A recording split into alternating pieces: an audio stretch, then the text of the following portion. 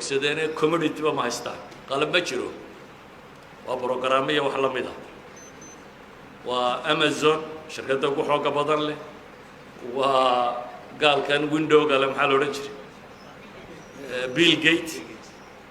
waa gaalkan kale imika gawaadhida iyo wax soo saara cirka wuxuu diray isna maxaa la yiraahdaa isku soo dar waa kan Facebook oo samaystay waa Google qolada samaysatay labada arday samaystay dhammaantood waxbay qorqoreen una program ay samaysteen wax kale oo yaqaani ma jiro program ayaa dunida billionaire loogu yiri haddana laba shirkadood ka mid ah hadii dhaqaalahooda la isku daro caalamka islaamiga oo dhan waxay soo saaraan bay ka dhaqaale badan karaan laba shirkadood ka mid ah aqoontu xooggaasay dunida leedahay aqoontu xooggaasay dunida leedahay oo dadkii commodity waxay yiraahdaan khamka materialka khamka dunida kuma horumarto ee manufacturing bay ku horumartaa ma jira bay leeyihiin wadan dunida hogaamiyay oo aan industrial ahayn wadan macdan soo qoda ama shidaal soo saara ama mining soo saaro horumarsan dunida ma jiro ninka soo walwalaaqun ba horumarsan kaasun ba dunida ku shaqaysto xoolaheeda haysta kan laakiin ceelasho ay ku yaalina laga soo qodaa waa un ceelka laga baxaa wixiisa qiimo ma samaynayo saawgeed ay wax isku dayeen Mareykan maanta galkaasi Mishaya Kaku wuxuu leeyahay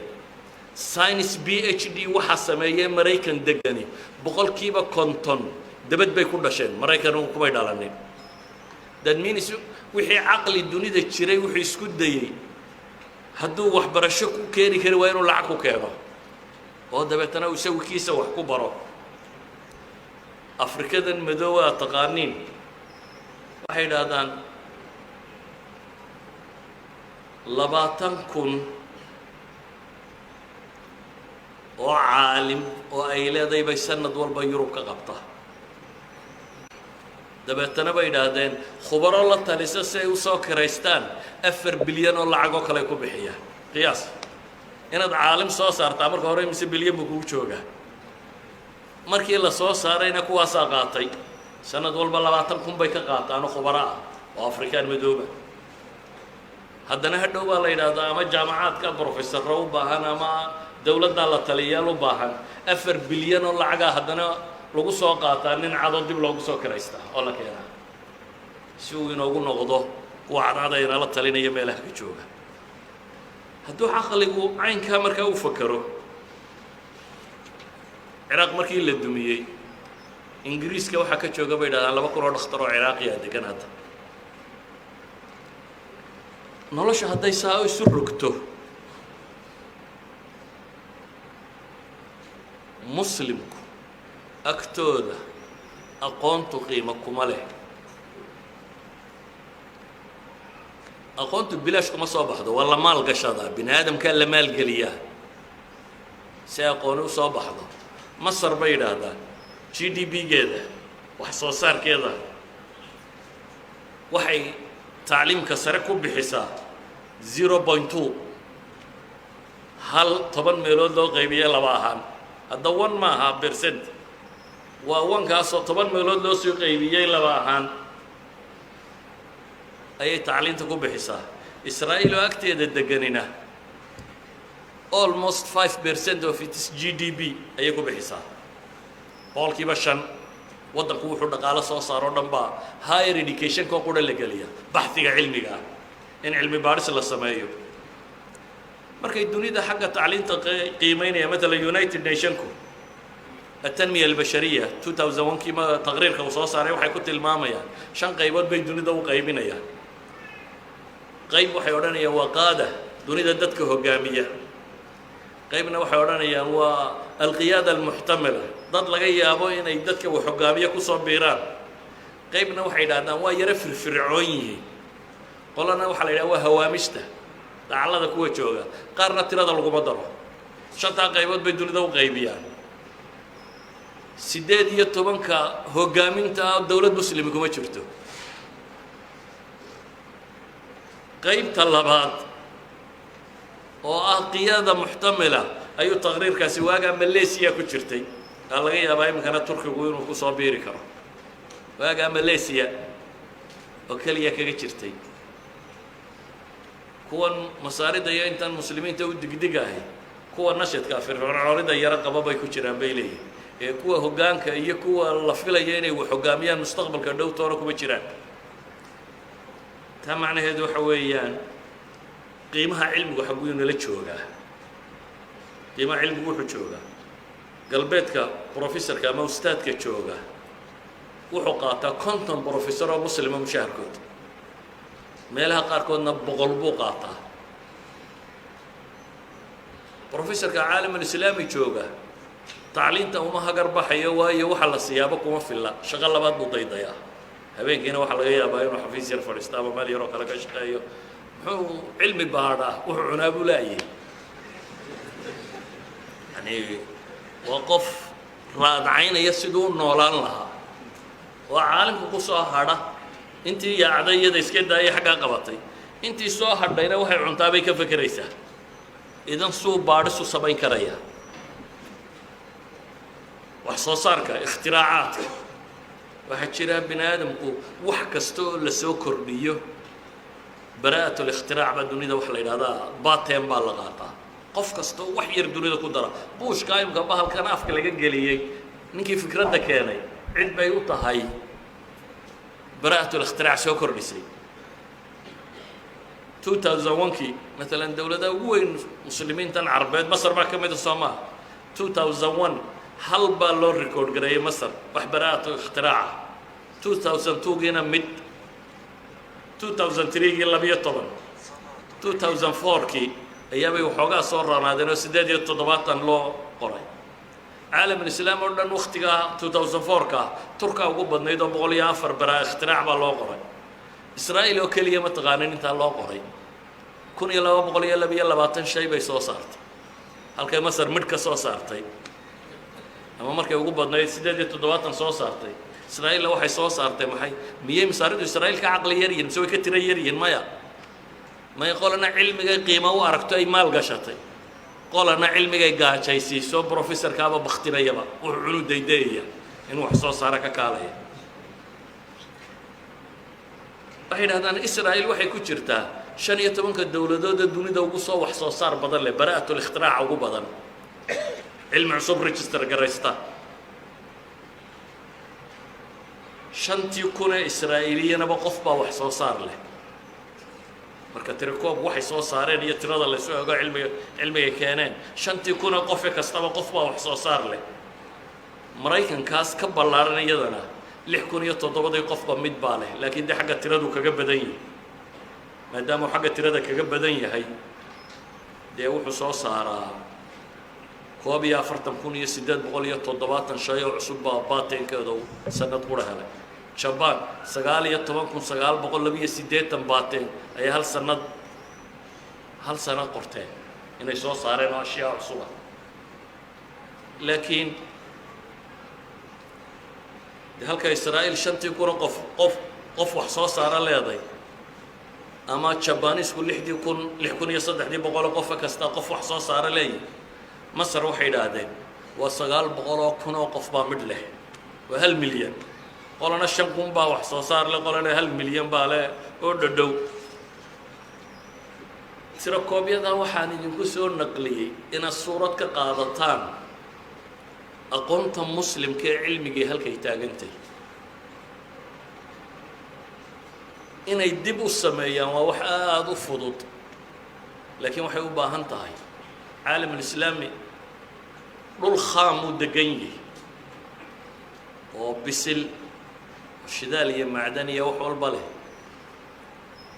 دالين بو هايستا داير ودادك كون نول waxa laga yaabaa boqolkiiba 70 jirka yari dad wax baran kara diin buu haystaa wax barashada amaanaysa asaasiyeedkeedana tilmaamaysa idan wax waa la baran karaa waxa la leeyahay bulshadii cilmigu qiimaha la lahaa iyo hogaankii qiimaha u arkayay maanta dawladaha yar yar aynu leenahay tirada badan leh budgetka marka la dejinayo intaad u malaynaysa in waxbarasho loo qoondeeyo inteese wax kale loo qoondeeya yani waxa ay tilmaamaysaa uu shaygan inaga qiimayntu agteena ku leeyahay markay dawladaheennu waxba nafle ay u ogolaan waayeen ayay waxbarashadeennii oo dhammi private noqotay markaasay intay sii dhaaftay dee imika waxay maraysaa xataa qur-aan ma baran karti haddaa lacag haysanay socaynkaa ma aha yani wax bilaashiba ma jiraan sababtuna waa maxay system aqoonta qiimaynayaan jirin oo maalgelinaya iyo bulsho aqoonta qiimaynaysa oo maalgelinaysaan jirin caalamulislaamigaa la tilmaamayo 130 caalime dunida ugu weyn inay iyagu lahaayeen 120 ka mida dawladdu may maalgelin jireen bulshadaaba maalgelin jirtay awqaaf bay waxaasoo dhammi ku socdeen dawladduna culamada waa karaamayn jirtay dadka aqoon-yahanka way karaamayn jirtay jaways bay siin jirtay waxbay dad nool bay hayeen waxaan uga dan leeyahay markaa haddaad maqasho dunaa horu martay dhidid bay ku horu mareen iyo waxbarasho iyo wax soo saar bilaash kumay horu marin cid intay iska seexatay badhaadhay oo horu martay ma jirto cid aqoon adeegsatay ayaa horu martay innagana waxba inagama xigaan inaynu horu marno waxba inagama xigaan go-aankeenna inaga xiga inaynu shacab iyo dawlad iyo qiyaadaba inaynu yeelano go-aan ah inaynu aqoontu inay qiimo tahay aragno cilmigu inuu wax yahay innaga cilmiga waxuma aragno haddii marka aynu rabno horumar waxaan leenahay cilmigu ku diineed oo qofka bini aadamkaa qof nool ka dhigaya iyo ku adduunyo oo qofka qof noloshiisa difaacan kariya dalkiisa iyo dadnimadiisa ka dhigaya waxay ku xidhan tahay sidaynu waxbarashada u qiimayno nolosha adduune horu martayna waxbarashay ku horu martay alaab la soo iibsadana laguma horu maro daara dhaadheer oo la dhiso oo inta gaal la keeno u daar dheer kuu dhisay waxaa laguma horu maro dad kolba carabi tiraahdo daarta dunida ka dheer ugu dheer baanu dhisaynaa iyaga iyo daarahoodaba dad baa isku leh iyaga iyo daarahooda iyo shidaalkoodaba dad baa isku leh waxaa la yaabantiin maxaa farta loogu yeedhaya maxaa waxaan laynoo leeyahay maxaa caynka dee waa laynaga xoog batay waynu seexannay de haddaad seexatana ogolow soomaalida maahmahadeedu maxay ahayd miskiin baa miska la fuulala bay idhahdeen adduunka cid isuma naxdo naxariisi ma jirtee waa ninkii wax iska dhiciya unbaa dad noqda soomaaliya way jabtay maxaa dunida noogu soo horiyi wey war waa lagu sii korayaa cid ku soo kicinaysaa ma jirto mid gaal professor jooga Cambridge University oo kuway ka dambeeyaan ayaa nin sheekho Soomaaliyeed oo ardada meesha wax ka barataaba wuxuu yidhi waxaan weydiiyey su'aal ah war waddankaygu waa kan degi waayo idinkunbaa ku jira maxaa naga rabtaan intuu dib u jiifsaday buu cabbaar fakeray ayuu wuxuu yidhi wixii laydinla rabaa weli laydin yeelsiin maa laydin gelgelaya intaa haa ka odhanaysaa wixii laydinka rabay baan weli laydin yeelsiin buu yidhi tii baydan weli aqbalin marka inta taa ka gaadhaysaan waa ahaanaysaan buu leeyahay in cankaa laydin wado calaa kulli xaal warkaygu wuxuu ku kooban yahay aqooni haddaad aakhiro doonaysana facalayka bilcilm haddaad adduun doonaysana facalayka bilcilm وصلى الله على نبينا محمد وعلى آله وصحبه وسلم والحمد لله رب العالمين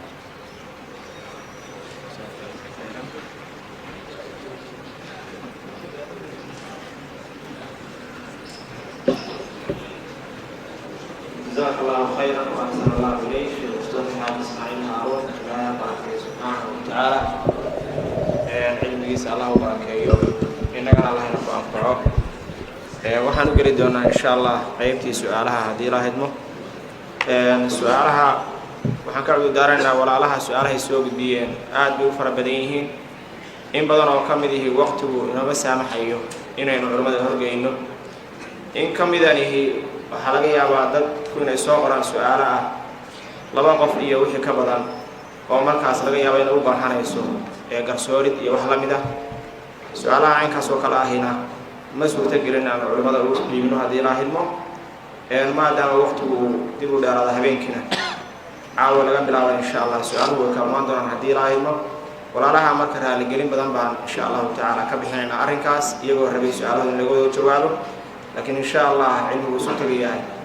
intaas culimada ay ilaahay idinkiis noqotay in laga jawaabo ayaynu ilaahay idinkiis dhegaysan doonaa haddii ilaahay idmo sheekh yuusuf maxamed cali baan caawa kusoo dhaweynaya su-aalaha qaybtan haddii ilaahay idmo oo inoo daadihin doona insha allah soo dhawo sheekh yuusuf.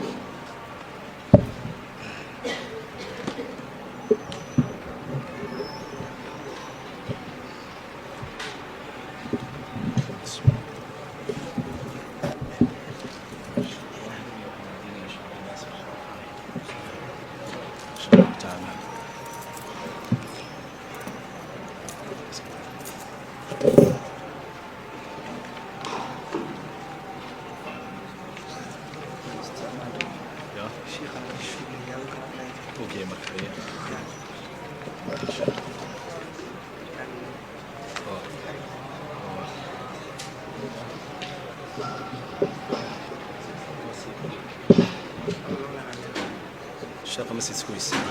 بس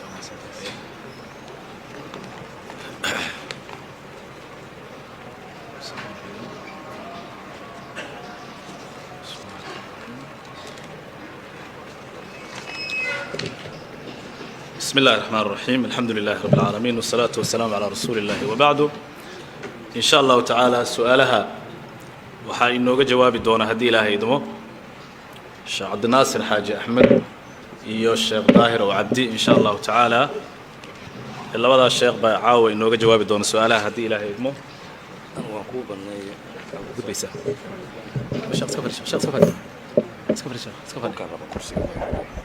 maya sheekh caadi way haystaan dhulka markan baan bas u banneeyo sheekh soo gudubsha عشان بورت طبعا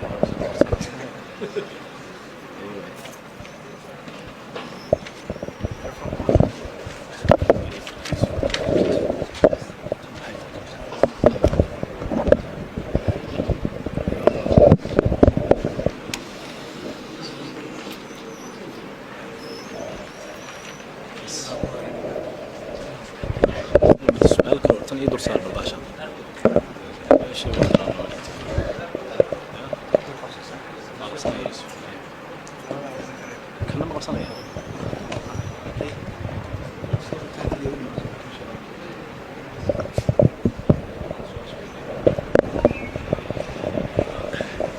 بسم الله الرحمن الرحيم سؤال شو جوه الرئيس وح إسكاله هو ويدينا يا الشيخ عبد الناصر بن ويدينا يا الشيخ سؤال شو حيقول هذا هاي الشيخ وحن كشقيا شركة شيرنا وان كل هاي مشاهرنا وان كقاتا حضوا مشاهر كاسي حكم كيسو محون غنيا بسم الله الرحمن الرحيم رب العالمين والصلاة والسلام على سيد المرسلين وعلى آله شركة الشركة كتهاي واد لعقتها أي كل شقين يصاد وحكول هذا هاي وأنت هذا كم تهاي مشاركة ما قاعدين كرتيد سيد جمهور العلماء قبان أحكامت الشركة دون هذه يقول عليه وحويان مركب فائدة صوب بحضه إن هلك بقول لي أما نسبة مئوية وحيد هذان إن هو اللي بحولها وحكولها هلك على قيب صدو أيام الدنيا waxay ka hadlaan haddii uu dee shaqaynayo ma loo gelin karaa dhowto shaqadiisii muqaabilkeedii qiimayn nisbe loo geliyo taasaa baa ka taagan yahay laakiin iyasa saca way bannaan tahay in mar hadduu shaqeeyey arbaaxda iyo faa'iidada soo baxaysa in boqolley loogu daro waxay markaa iyagu ku heshiiyaan wallahu subxaanahu wa tacaala aclam جزاك الله خير الجزاء الشيخ سائل كان وحوليه هاي وحاسكال سؤال شان الشيخ ظاهر إن شاء الله تعالى الشيخ سائل كان وحوليه هاي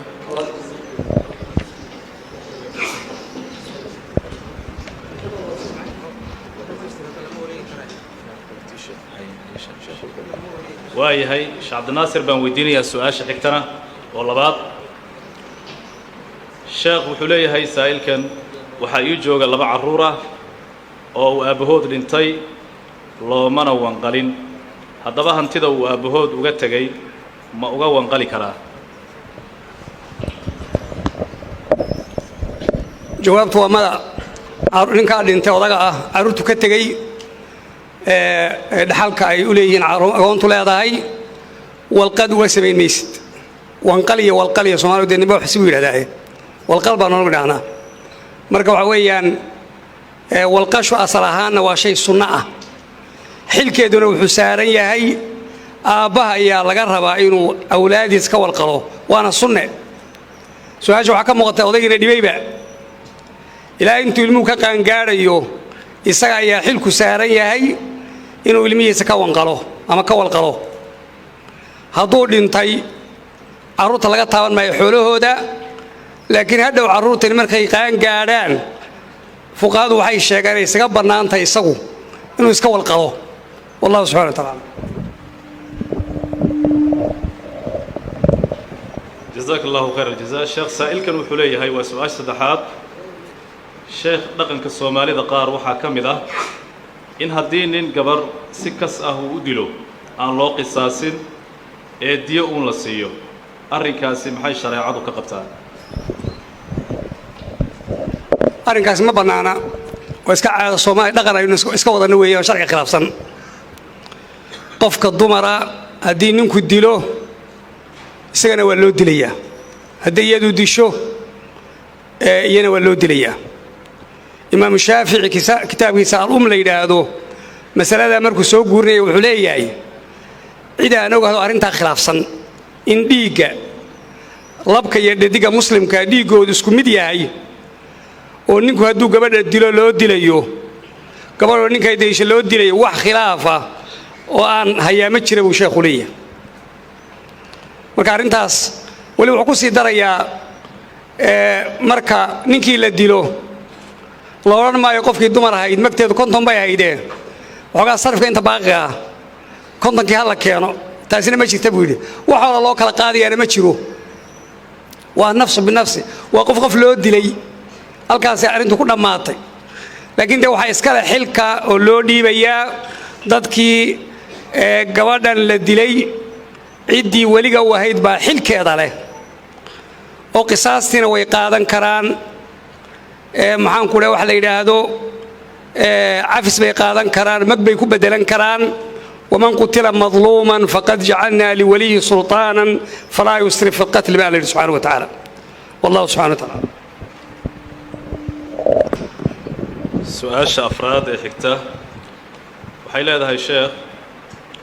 laaluushku duruuf ma ku bannaanaan karaa sida inaad xaq aad leedahay ku dhacsanayso haddii aadan bixininna aad xaqaaga waayayso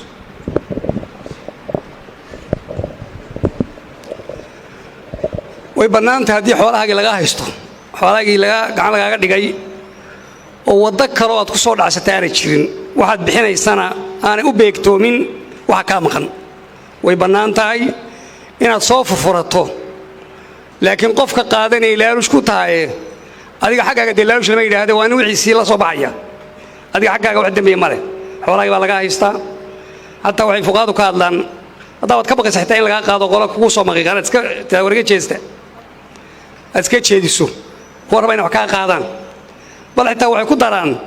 hadduu jiro waxaa jira niman gabayaada masiibo ah oo afkumaal ah oo nin oday oo sharaf laba ahaado ninkii in gabay lagu tiriyo baktiga lagaa dhigo xoogaa waad iska siin karta kaa qudhiis kaa ku gabyaya raba inuu suuqa kaa saaro ilay gabagu waa moogtay waa arrinaalis iska khaarijinaysa wallahu subxana wa tacaala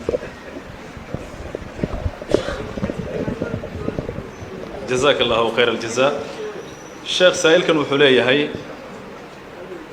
الشيخ وحا بريهان دلك كصوبتي حرم الله يقانو علاج وددك بوكانك أهل جيو يدو قاركود لا شيغيو إني جنك لا شقيستان سحرنا هذيك سدان حضبا ما بنانتهاي إن داوو يا علاج لو راسدو حرمهاس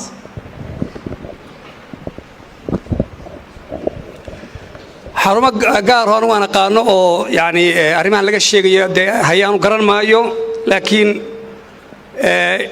kelmad kooban inaan ka nidhaahno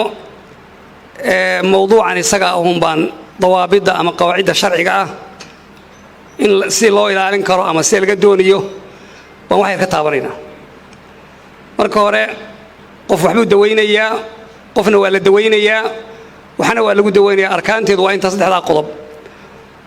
shareecada islaamku waa lagu ijmaacsan yahay qofka in la daweeyo oo waxa lagu daweynaya marka laga hadlayo ruqyada dhakhaatiirta hadda waa iska ka hadlayso laakiin dadka qofka daweynaya cilaajinaya in diinta lagu cilaajiyo الحافظ ابن حجر كتابه فتح الباري وكل وحده رقية الشروط ده وين اللغة العربية تهاي وين أذكارتي شرعية تهاي وين أنا قف كان عقيدة سنين أما كآخرية أما كلغة آخرية يبع إن أريانا لغة آخرية إن يين واحد دوين يا وين يساب يهين عقيدة يستو لكن الله إنه يا الله واحد دوين إنه يا سبحانه وتعالى قف كان واحد دوين يا وين دين تسلوك السون يهاي qof amaana leh oo i'tiqaadkiisu wacan yahay oo ummadda danteeda ilaalinaya oo daacad u ah waa inuu qofkaasi qof dee culimada maartay taskiyeeyay la garanayo inuu yahay culimadiisa ku xidhan oo la garanayo waxa kale meesha jiraysa waxyaabaha dhacaya marka qofka la daweynaya mariidka ah sida qudhiisu hadday dumar tahay waa inaanu qofkani markuu daweynayo inay xijaaban tahay oo xushmadii sharciga ku muuqdaa خلوة مخالفات كشرعية ما شوفنا كبعان خلوة أنا جرين لقول نقاشوا وشرع خلوة ويقانو وحلا يدادو شركة ذا أنو طابا وقف أجنبي يوم بنانا يعني تكتر طابته وحنا علاجين تعتراضو وما بنانا شركة ذا طابته وحي مخالفات الشرع كودي ديوران ليلة القرآن كمرك قال واحد ما قال يسوي حياة ضوضو أنا ما كلمات يرو لو علينا يو آيات ماركتي وحكم ده oo si qaldan loo akhriyo waad arkaysaa marka qaarkood waxa laga yaabaa dadku inay si jamaaciyo fara badan mikrofoon weyn loogu rakibo dhici karta marka qaarkood mikrofoonkaas weyn wax yeelayo saadima loo furayo qofka fardi loo daweeyo qofkii la qaabilo wax lagu akhriyo quraankiyo siyaabahaas ayaa loo baahay waa in la iska ilaaliyo wixii mukhalafaad sharciya oo dhan laga ilaaliyo mana banaana sixirka sixir lagu furo ma banaana qof sixir la shaqaysanaya hadii uu jiro in loo taga ma banaana marka qaarkood in la aamino waxaan hadlaya jinku waa gala qofka wuuna hadlaya marka qaarkood waa lagu talax tagayaado isagii baa xogaaminayo waxaan sameeyado halkaas sixir ku jiraado markaas hadii la la safraya raaciyaado adiba ku xisib adiba ku wataa maxad waxad weysaa يا rumaysatay beenawaaska meesha ku jira adawgan duulaanka qofka dumar galay aad u baahan inaad ka dawayso adiga waa ku shaqaysanaya adigu ku xaysan waxaad wadawaysaa xagee ku jira halka safar dheer baa loo galaya maxaa dila gaarin la raaco magaal Hiblaayo guri hoosti halka waxaas inaad wax saxma marka in dadkana la baro in ilaahay ku xidhnaadaan oo tala saarashada ilaahay la baro adoonkan ilaahay baa caafimaadka haya sixirka iyo jinka iyo isha iyo waxa soo wax jira waxaana ku filan ilaahay baa kaaga filan adkaarta iyo ducooyinka ilaahay tala saarashada wax badan shukuuk badan baa marka oo shakiga ayaa wuxuu keenaysaa qudhiisu qofka inuu aad maaragtay u nuglaado in si doon laga yeeri karo marka inaasan ku koobaya wallahu subhanahu wa ta'ala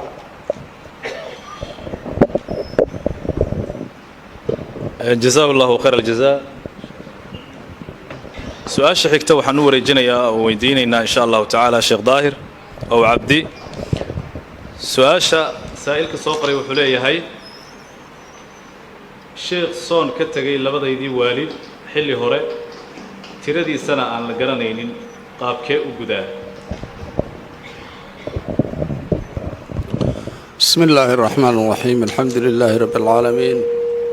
صلى الله على محمد وآله وصحبه صونكو أركانتا إسلامكو كميدي هاي مركز سيدا درتي أعذار يوحي اللميدا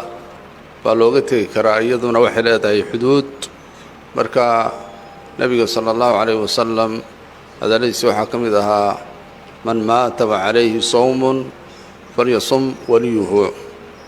وليه سوحك صوم marka waa laga soomi laakiin su'aasha waxa ku jira waalidkii waa dhintay intuu soomka uu ka tegayna garan mayno intuu ahaa waa uun la qadari waana la ijtihaadi ixsaanna waa loo samayni intii la awoodo baa laga soomi inta kaloo kolkaa la qadaroo la soomi kari waayana sida a'immadu ay yidhaahdeen waxaa laga bixinayaa fidyo oo waxaa laga bixinayaa maalintiiba miskiin baa la quudin saasaa la samayn wabillahi towfiiq jasaaka allahu khayr aljazaa sheekh saa'ilka ku xiga wuxuu leeyahay assalaamu calaykum waraxmat ullaahi wabarakaatuhu aad baan u salaamayaa culimmada sharafta leh sheekh salaada qasriga ah markii aan dib dhigo tusaale ahaan duhurkii baan casarka u keenay teebaan tukashadeeda hormarinayaa ma casarka mise duhurka nabigeenna sala allahu calayhi wasalam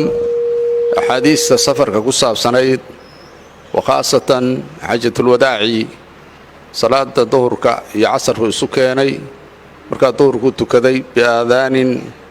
iyo iqaamatayni casarkana wuu ku xujisiiyey kaasi wuxuu ahaa jamcu taqdiim maqhribkii iyo cishihiina waa isla doontay jamcu taakhiir buu ahaa waxaa la hormariyey maqhribkuu hormariyey salawaatuullaahi wasalaamu calayh cishihiina waa ku xujisiiyey wahaakadaa safaradana saas weeye ama salaada subaxa cishahana lalama kulmiyo mid lama soo hordhigo midna dib looba rido salaada subaxa iyo duhurkana la isuma geeyo wahaakadaa saasaa loo galayaa hadday cadaar timaado oo roob badani intuu do'o dadku ayn soo noqon karaynin sida nebigaba sala allahu calayh wasalam wuu amray asxaabta qaarkood salaada waxaan tukanaynaa maqhribka cishahana waynu ku xijisiinaynaa oo waxaa la yidhaha jamcu taqdiim saasaan samaynayna wabillahi towfiiq jasaaka allahu khayr aljazaa sheekh saa'ilka ku xiga wuxuu leeyahay waxaan ka shaqaystaa qaad haddaba hantida aan ka kasbado ma ii xalaal baa mise waa xaaraam guriga aan ka dhistana ma ku tukan karaa guri aan lacag qaad ka dhistay ilaahay subxaanahu wa tacaalaa dadka mu'miniinta waxaa la amray in xalaasha aan cunno horta waxaa ka horeeya sheekhuna hadda muxaadarada waa ku jirtay in la barto wixii ilaahay ka xaaraameeyey wixii ilaahay kuu xalaaleeyey baalka qaadka la yidhaahna soomaalida dadka galbeedka iyo meelaha jira oo qutul awliya ka dhiga kuwa warkama hayo inta kale way ogyihiin baalkan inuu bannaanayn uu khamri yahay marka saa darteed halka haddaan soo koobo wakhtiga oo dheeraaday darteed waxaa weeye waxaan gabadhaa kula talinaynaa qaabkaad uga bixi lahayd yeel hadday suurowdo inaad dhammaan guriga iyo waxaad haysato ka bixi karto ka bax guriga ku wareeji maxaan idhaahdaaye dadka muxsiniinta ah oo ka shaqeeya awqaafta iyo jidadka la samaynaya iyo ceelasha la qodaya iyo masaakiinta iyo dadka ha lagu wareejiyo adigu hadda waxa weeye ajri ka raadin maysa waxaa ka raadinaysaa saad ilaahay uga badbaado toobadna keen oo ilaahay xaggiisa u soo noqo haddaadan waxba haysanin oo carruurtii iyo reerkii waxay cunaan aan jirin wixii aad cuni karta aad cunayso kala hadh waa lagu ogol yahay a'immada qaarna waxay yidhaahdeen waman jaa'ahu mawcidatu min rabbihi fantahaa falahu maa salaf haddii qofku xaaraamta ka shaqaysanayo uu xaaraamtaa garanayn jahli ka hayo muddo dheer ka soo shaqaysanayay naska marka loo sheego sidii ribada ku soo arooray siyaaqa markaa ha ka joogsado wixii hore miyaa xalaal buu yahay laakiin intaan ogahay qof soomaaliya rag iyo haween oo qaadku inuu bannaanayn aan ogayn ma jiro wabillahi towfiiq jasaaka allahu khayr aljazaa culimmadu aad bay u mahadsan yihiin sida ay wakhtiga inoogu soo koobayaan jawaabta saa'ilka ku xiga sheekh daahir wuxuu leeyahay sheekh xirsiga ama qardhaasta qaar waxaa lagu qoraa qur'aan marka sidee xaaraam ku noqonayaa haddii uu qur'aan ku qoran yahay innagu dad muslimiinaynu nahay taabiciin baan nahay waxaynu raacaynaa nebigii sala allahu alay wasalam iyo sharciga islaamka baashanna asalkeedu waxay ahayd shaqo ay samayn jireen dadkii jaahiliyadii qabla alislaam waana arrintu sheekhu hadda ka warramayey oo ruqyada iyo saas ku saabsan marka ilaahay subxaanahu wa tacaala shay hadduu inaga mamnuuco sharcigu badiil buu keenaa qardhaasa marka waa ictiqaad khariban weeye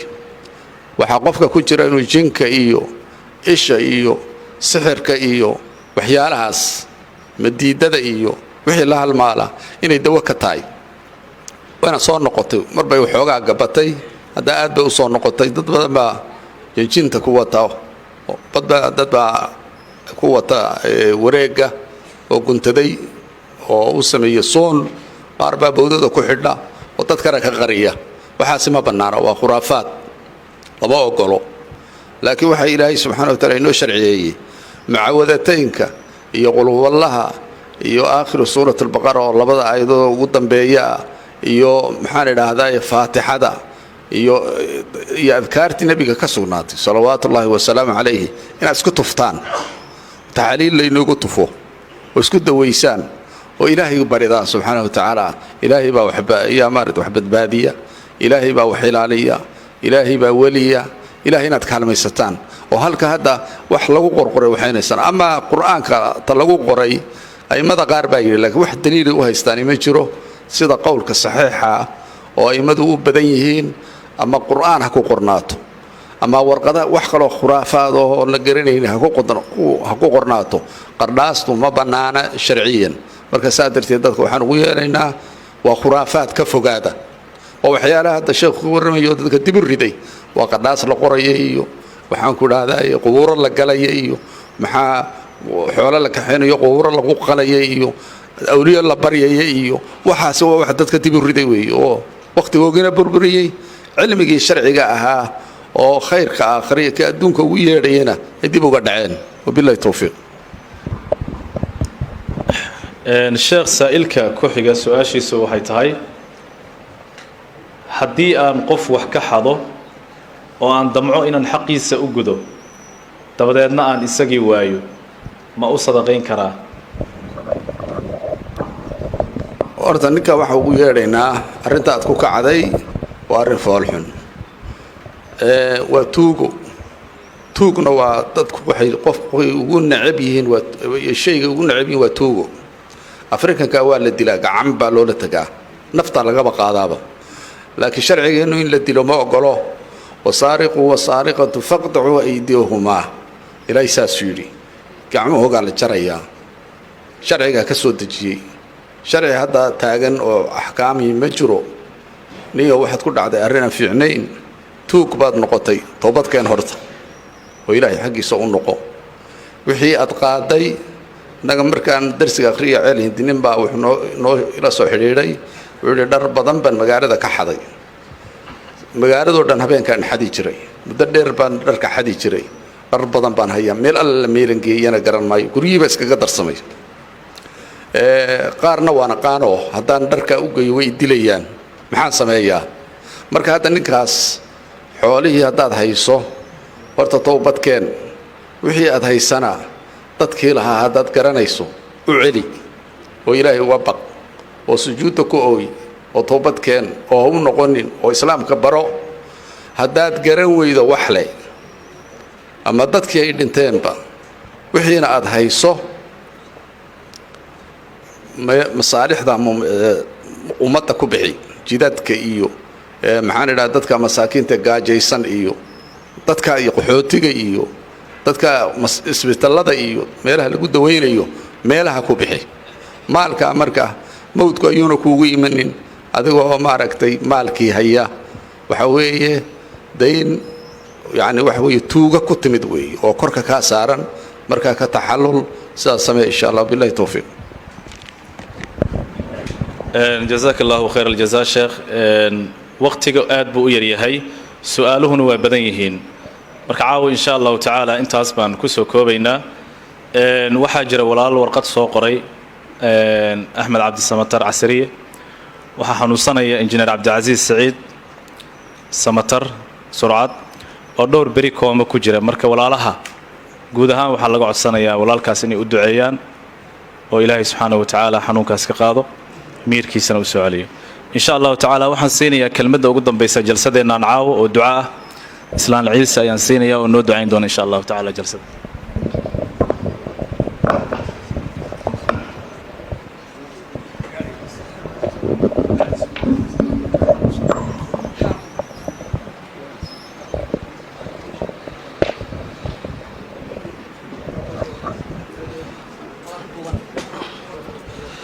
بسم الله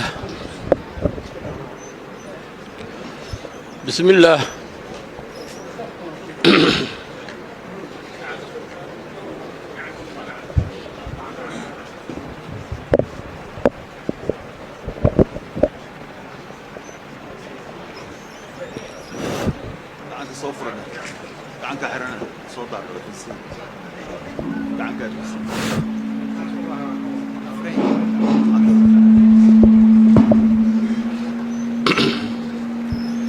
بسم الله waxaan dadkan islaamka ah madashan qaymaha leh makaan ilaahay ee jooga ku salaamaya salaamta islaamka assalaamu calaykum waraxmatullaahi wabarakaatuh xaaliya xaajaba allah inoo suubiyo muraadkeennana allaha sahlo masaa'ibtana allah ina ka heraaro dadka islaamka ah ama ehelka ah oo waqtigoodii inoo huray inay waxa ku aadan inay yidhaahdaan nin innana ay abbaartu tahay inaynu qaadanno allahayna ku anfaco ayagana allaha ka abaalmariyo waa wax waajiba waxa layna leeyahay innaguna waa wax waajibina ku ah inaynu qaadanno haddana waa waxaad og tahay ma kuu sheegaa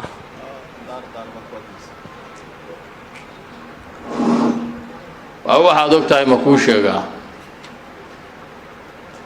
inteennaan caawa madashaan joogta iyo inta magaalada joogtaba waqtiga lagu jiro waxa uu ku damaynayo iyo meesha loo socdo waxa ay tahay iyo waxa inaga ina ku aadan qof waliba waa yaqaan matal haddaan meel yar ka soo qaato subax waageedu baryo ama habeen gabalkiisu dhaco intaasoo qof oo ehela islaama oo walaala oo waarida oo rixima baynu aasnaa waa ka soo tagnaa waxaynu ognahay intaa mawdka dilaya inuusan innaga ina daynin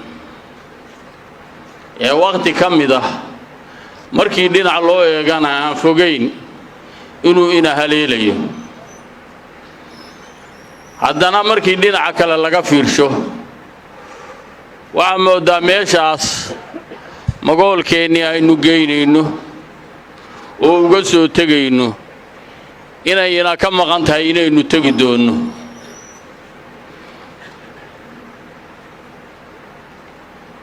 waxaan leeyahay marka xooluhu ragga geela yaqaani hasha aan madida ahayn bay hortiilisaan hadhowna madiday ku dullisaan korlis baa la yidhaahdaa tan horena gundhig baa la yidhaahdaa gundhigu waa caano waxa ka imaanaya madida waxa ka imaanayana waa caano innagu markay inta aynu qabno waa gundhiga waa aynu ka warqabnaa inaynu dhimanayno waana aynu ka warqabnaa in layna xisaabayo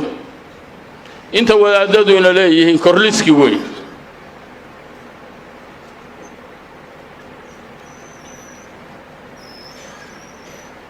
ha loo diyaar garoobo intaan muslimiinta ah oo meesha joogta iyo inta kale oo naga maqan oo na maqlaysaba wadaadadu waxaynu ognahay inoo sheegeen waxaynaan ogeyn inooma sheegin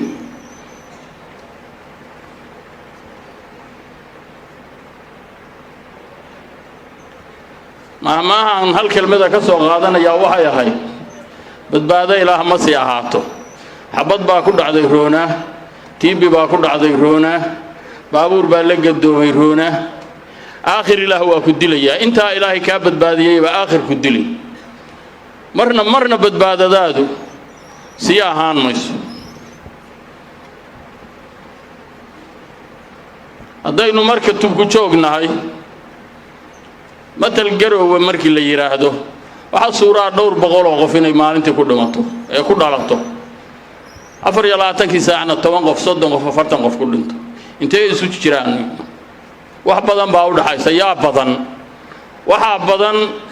inta dhalanaysa waxa yar inta dhimanaysa haddana dhimashadaas aynu u dhammaanaynaa tan marka dambe guulaysanaysa oo hawsheedii gabagaboobayso waa dhimashada weyn dhalashadii meel ayaa deylama yahay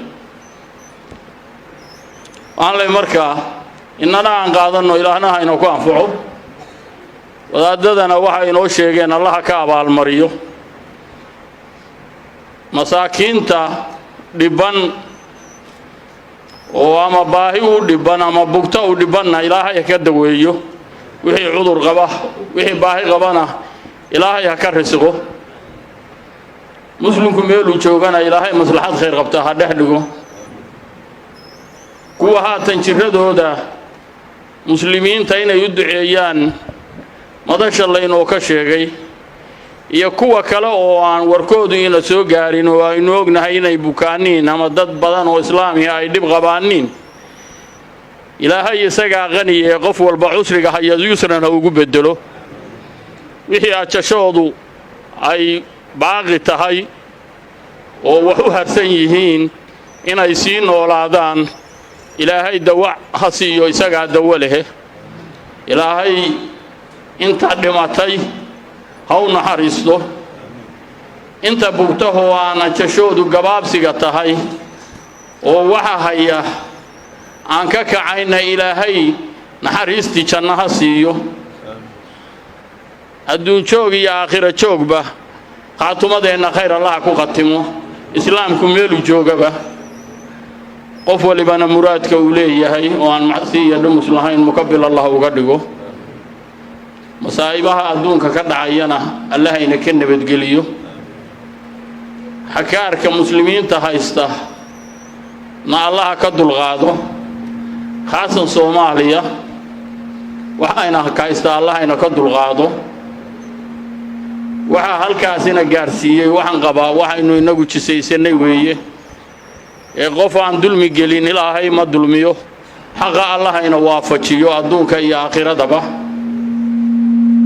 xaruntaan aynu caawa joognana